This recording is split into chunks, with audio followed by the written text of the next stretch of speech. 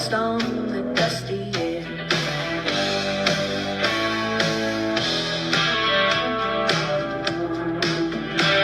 A finger on the trigger and a sly little grin, a mystery that's tangled in the towns of sin. The wild bunch whispers as the saloon doors swing. The yellow rose of Texas, she makes the gold rain. From Boudoirs to Brothels, it's always the same.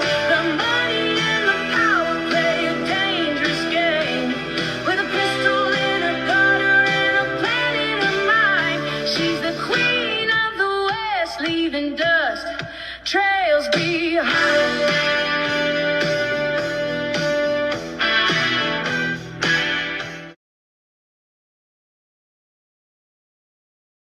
Hey y'all, Jamie here.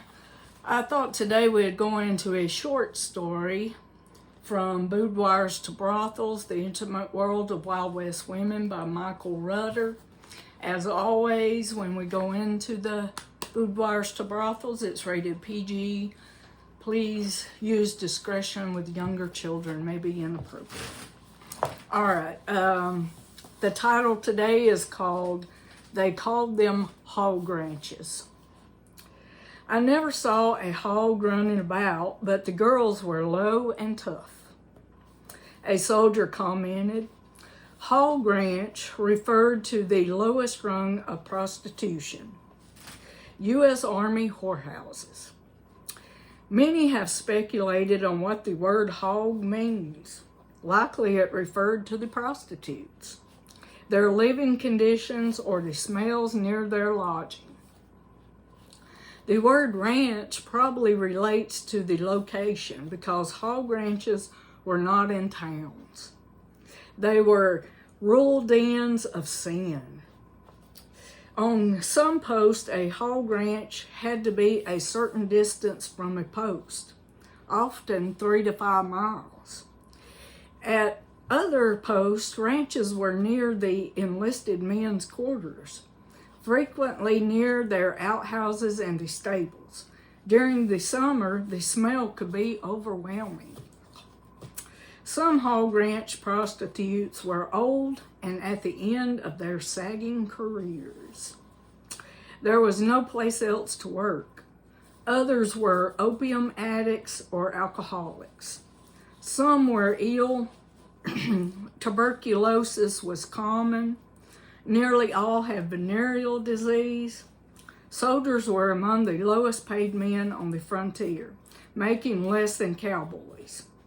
An enlisted man's working girl had to sell her services cheaply or starve, living well below poverty level.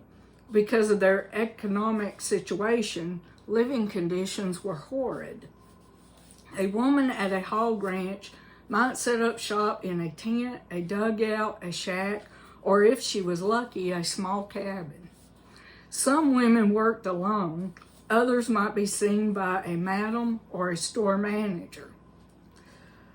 Servicing enlisted men on an army base was considered the lowest of the low. As one soldier said, they were the ugliest women on the frontier. It was a standing joke that only the army would take them, since no one else would. As one cowboy said, a whore went to the dogs, then to the soldiers. It was a hard life, and there were no recourse if a woman was the victim of physical abuse or rape. Alcohol and laudanum numbed the pain. Suicides, especially from overdoses and poison, were frequent. In 1877, Captain John G. Bork, who had won the Medal of Honor during the Civil War, was stationed at Fort Laramie. He wrote in his diary about the prostitutes on a nearby ranch. They were virgins whose lamps were always burning brightly in expectancy of the coming bridegroom, and who lured to destruction the soldiers of the garrison. In all my experience, I have never seen a lower, more beastly set of women.